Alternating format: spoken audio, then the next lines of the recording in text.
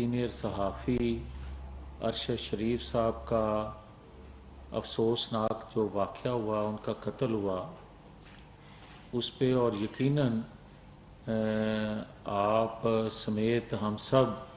ان کی فیملی کے دکھ میں برابر کے شریک ہیں۔ یہ کہنا بڑا آسان ہے، مگر جن پہ گزر رہی ہوتی ہے ان کو اس چیز کا احساس زیادہ ہوتا ہے۔ ایک ان کا اپنا نقطہ نظر تھا، مگر ایک انسان ہونے کے ناطے، ایک صحافی برادری میں ایک بڑا نام ہونے، ہم سب کو آج اس چیز کا دکھ ہے، اور کینیا کی حکومت اپنے تئیں انویسٹیگیٹ کر کے ایک رپورٹ، ایک اپنا جو انالیسز ہے وہ دیں گے، اور ہم بطور حکومت کے بھی ان کی فیملی کے ساتھ ہر طرح کا تعاون اور ان کی تسلی کے لیے ہر طرح کی انویسٹیگیشن کروانے کے لیے تیار ہیں اور پابند ہیں۔ کوئی بھی پاکستانی ہو، کسی بھی جگہ اس کا اس طرح کوئی حادثہ ہو، تو میں اس کے بعد گزارش کروں گا کہ پچھلے ایک دو دن پہلے آسما جہانگیر کانفرنس میں ہمارے ایک انتہائی قابل احترام، بے باک، نڈر، بہادر اور انصاف فراہم کرنے والے ادارے میں پوری قوم کی ایک امید کہ انصاف فراہم کرنے والے اداروں میں ایسی آواز، طاقتور آواز جو ہے، اس سے پوری قوم کی توقعات، میری مراد ہے جسٹس قاضی فائز عیسیٰ صاحب سے، کہ لوگوں کی توقعات ہیں۔ انہوں نے وہاں جو بات کی، انہوں نے کہا کہ اداروں میں بیٹھے لوگوں پر نام لے کر غلطی اگر ان سے کوئی سرزد ہوئے تو بات کی جا سکتی ہے، مگر اداروں پر تنقید نہیں چاہیے ایز ادارہ۔ ہمیں اس بات سے حوصلہ ملا، پوری پاکستانی قوم کو حوصلہ ملا، اور جو اداروں پر تنقید کرتے تھے ان کو ایک پیغام ملا۔ ہم پہلے دن سے اداروں میں بیٹھے لوگوں سے آئین قانون سے ماورا غلطیاں جو ہوتی تھیں ان پر نشاندہی کرتے تھے، بات کرتے تھے، مگر یہ بھی ایک حقیقت ہے کہ اداروں میں بیٹھے لوگوں سے جو غلطیاں ہوئیں ان کا حوالہ دینے پر بھی دانیال عزیز اور طلال چودھری نااہل ہوئے، اور دوسری طرف ایک شخص ایسا لاڈلا جو اداروں سمیت اداروں میں بیٹھے لوگوں پر نہ صرف تنقید بلکہ ان کی تصحیح کرتا رہا اور کرتا آ رہا ہے، مگر اس کو بار بار معافیاں ملتی جائیں۔ سوال یہ ہے، انہوں نے انتہائی محترم قاضی فائز عیسیٰ صاحب نے یہ بات درست کہی کہ دباؤ میں ذوالفقار علی بھٹو کو پھانسی دی گئی، فیصلہ دلوایا گیا۔ انہوں نے درست فرمایا کہ بچے سے تنہا نہ لینے پر، بیٹے سے تنہا نہ لینے پر نواز شریف کو تاحیات نااہل کر دیا گیا، اور یہ سلسلہ جو ایک شیخ منیر، جسٹس شیخ منیر سے شروع ہونے والا اور اس کی انتہا جسٹس ثاقب نثار کے دور تک آئے، اور پھر پوری قوم نے دیکھا کہ جو ٹرائل ہوتا ہے جو ٹرائل کورٹ میں ہونا چاہیے تھا سپریم کورٹ میں ہوتا رہا، اور اس میں بیٹھے اشخاص جو ہیں انتہائی قابل عزت ہیں، انہوں نے سیسیلین مافیا سمیت کیا کیا القاب دیے، اور اس دوران قوم کی جو ذہن سازی ہوتی رہی، ذہن سازی کی جاتی رہی، وہ بھی ساری قوم کے سامنے ہے۔ پھر یہ بھی ایک حقیقت ہے اور بڑا احترام ہے، بلکہ حوصلہ دیا ہے جسٹس قاضی فائز عیسیٰ صاحب کی آواز نے پاکستانی قوم کو کہ غلطیاں ہوتی ہیں، اور غلطیاں ہوتی ہیں تو ان کو تسلیم کر کے ان کو درست بھی کیا جانا چاہیے۔ یہ ہے قوم کی آواز اور ڈیمانڈ کہ کیا ہم 20 سال بعد یہ اعتراف کریں گے کہ ذوالفقار علی بھٹو کا عدالتی قتل ہوا تھا؟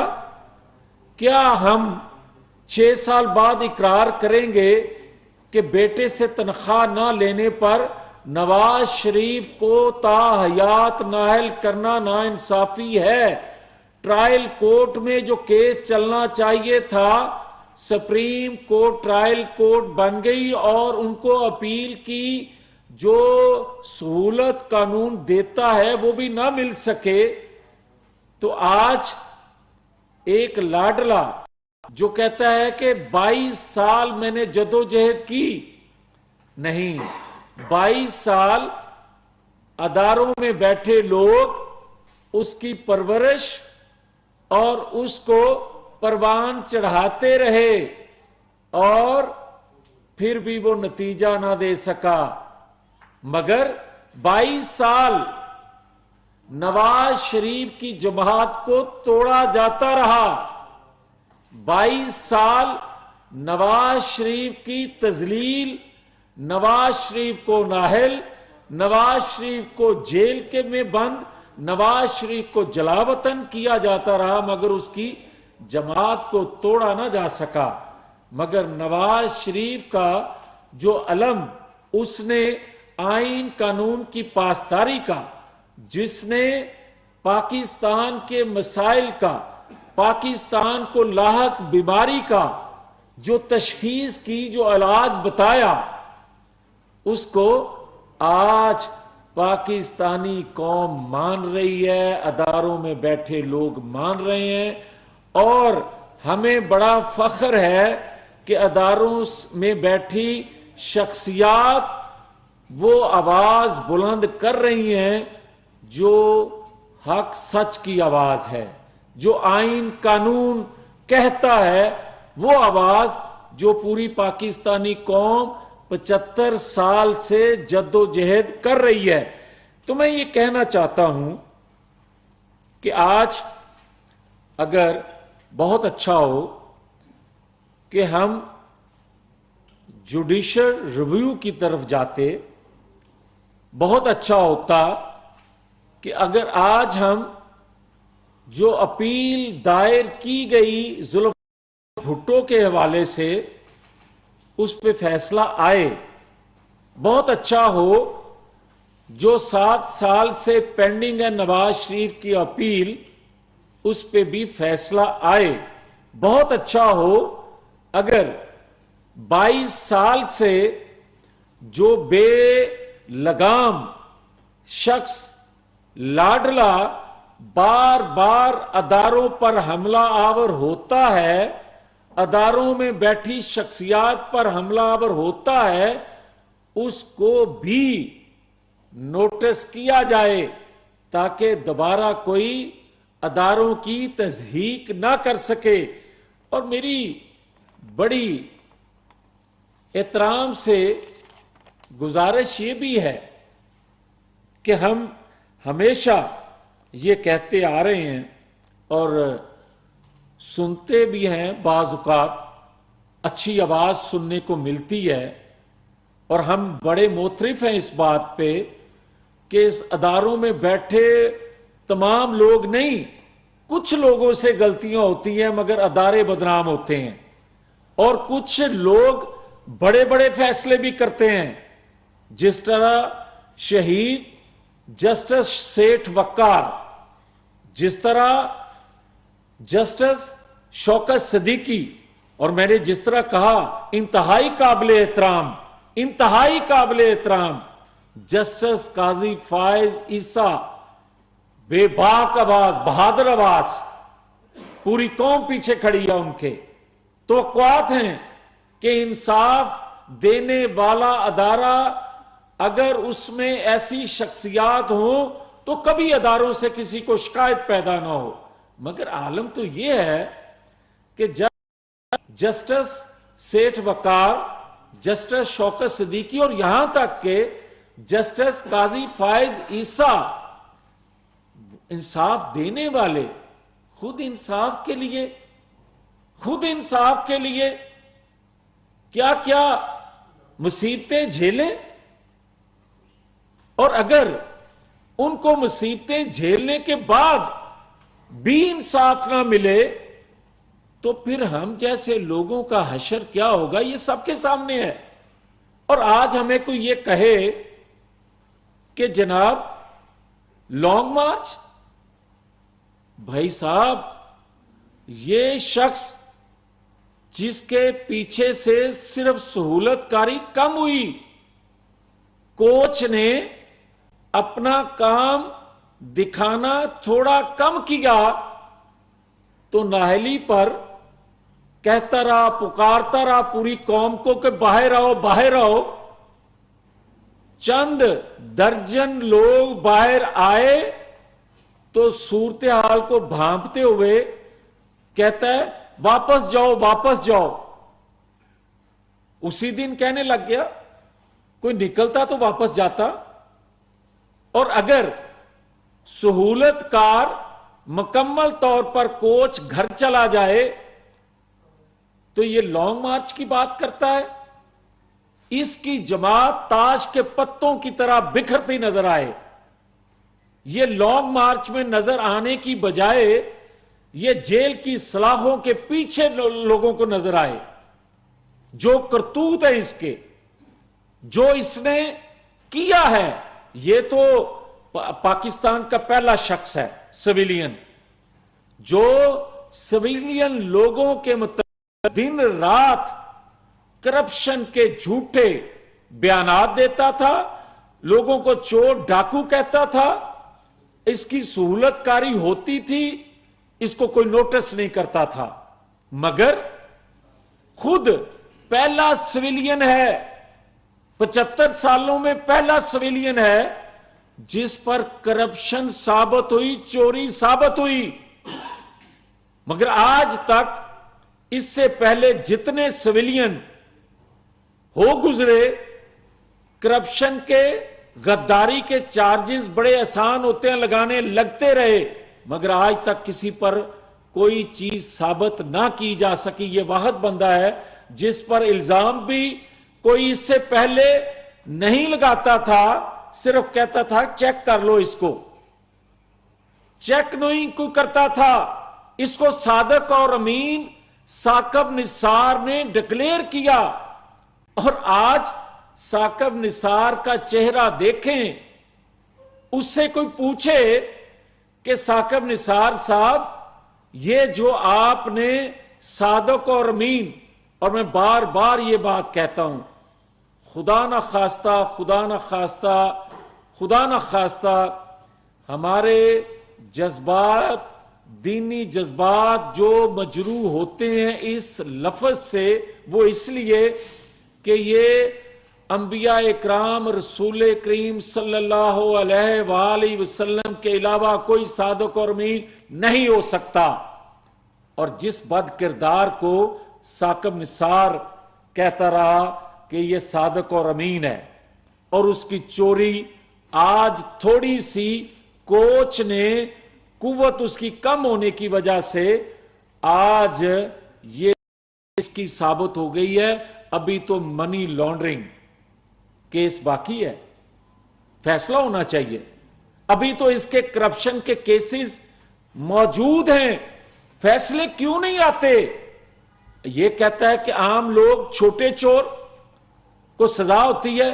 تو چھوٹا چور بھی ہے جو چائے کے سیٹ لے جاتا ہے، جو واٹر کی بوتلیں، پانی کی بوتلیں بھی اٹھا کر لے جاتا ہے، چھوٹا چور بھی ہے اور اربوں کا چور بھی ہے۔ جس کیٹیگری میں فٹ ہوتا ہے تو دونوں شکلوں میں جیل میں ہونا چاہیے۔ مگر آج بھی اگر تو باہر پھر رہا ہے تو آپ تو کہتے تھے نا کہ میں نے 126 دن دھرنا دیا۔ بھائی 126 دن دھرنا کوچ کی وجہ سے دے گیا۔ اس وقت تھرڈ امپائر سے تمہیں توقعات تھی کہ انگلی اٹھے گی۔ آج 26 گھنٹے دھرنا نہیں دے سکے گا جب تک کوئی اشارہ نہ ہو، جب تک کوئی تمہیں تسلی نہ دے۔ اور یہ بھی سنو، اگر یہ تم کہتے ہو کہ تو بڑا پاپولر ہے، تو بھائی ہماری پاپولیرٹی یہ تھی کہ 3 دفعہ کا پرائم منسٹر کسی کی خواہش پر تاحیات نااہل ہو جائے تو پابندی لگ جائے کہ وہ اپنی جماعت کا صدر نہیں رہ سکتا، پابندی لگ جائے کہ میڈیا پہ دکھانا جرم ہے۔ تمہیں بھی تو سزا ہو چکی ہے، تو آج بھی میڈیا پہ نظر آ رہا ہے، یہ دورہ میں آ رہا ہے۔ پھر آپ کو بھی کبھی میڈیا پہ نظر نہیں آنا چاہیے تھا اگر انصاف ایک جیسا ہو تو۔ مگر میں یہ ضرور کہوں گا کہ دیکھیں، اللہ رب العزت کا لطف و کرم ہے، اس کی عنایت، اس کا فضل کرم ہے کہ اللہ کے ہاں ہمارا ایمان پختہ ہے اس بات پہ کہ دیر ہے اندھیر نہیں۔ جو غرور تکبر تیرے میں کوچ نے کوٹ کوٹ کر بھر دیا تھا، وہ تکبر تو آج بھی قائم ہے، مگر مکافات عمل دیکھ لو۔ آج جو کچھ کہہ رہے ہو لوگوں کو، یہ آج سے 7-8 سال پہلے جاوید ہاشمی کہہ رہا تھا۔ جاوید ہاشمی نے جو کچھ کہا اس کا تسلسل ہے آج تک۔ تو پھر میں آخر میں صرف اتنا کہوں گا کہ ہر حال میں اگر 22 سال میں اداروں میں بیٹھے لوگ تمہیں پہچان نہیں سکے تو میں بڑا موترف ہو گیا ہوں اس بات پہ کہ ریحان بی بی نے، ریحان خان نے 11 ماہ میں تمہیں پہچان لیا۔ یہ بڑی بات ہے کہ 22 سال میں کوئی اس کو اگر پہچان نہیں سکا تو اس نے 11 ماہ میں اس کو پہچان لیا کہ اصل حقیقت اس کی کیا ہے، اس لیے اس نے اس سے علیحدگی اختیار کر لی۔ تو میں آخر میں یہ کہوں گا کہ بھائی صاحب بار بار کہتے ہیں نا لانگ مارچ، یہ لانگ گواچا نو لبنا نہیں، اس لیے کہ جو کچھ ہوتا رہا سہولت کاری سے ہوتا رہا۔ آج سہولت کاری کم ہوئی تو موصوف کے کیس کھلنے شروع ہو گئے، اور جب سہولت کاری بالکل ختم ہو گئی تو موصوف کسی حال میں بھی کسی چوک چراہے میں نظر نہیں آئیں گے، بلکہ ساری زندگی جیل کی سلاخوں کے پیچھے ختم ہوگی۔ جو اس نے پاکستان کی سلامتی سے کیا، جو کچھ اس نے 4 سالوں میں پاکستان کی معیشت کو تباہ کیا، جو کچھ اس نے سائفر، ابھی تو بے شمار وہ چیزیں ہیں جو قوم کے سامنے نہیں آ رہی۔ جب ایک ایک کر کے وہ چیزیں سامنے آئیں تو سب کو یقین ہو جائے گا کہ انصاف فراہم کرنے والے ادارے जब आजादाना तौर पर जो कहते हैं काजी फायज ईसा, जो कहते हैं जस्टिस शौकत सदीकी कि सब अपनी जगह चीजें चली गई, तो मासूफ ताहयात जितना इसमें अभी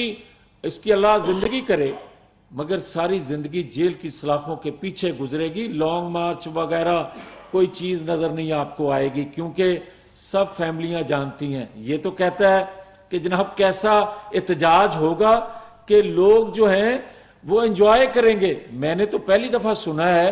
कि एहतजाज में भी लोग एंजॉय करते हैं।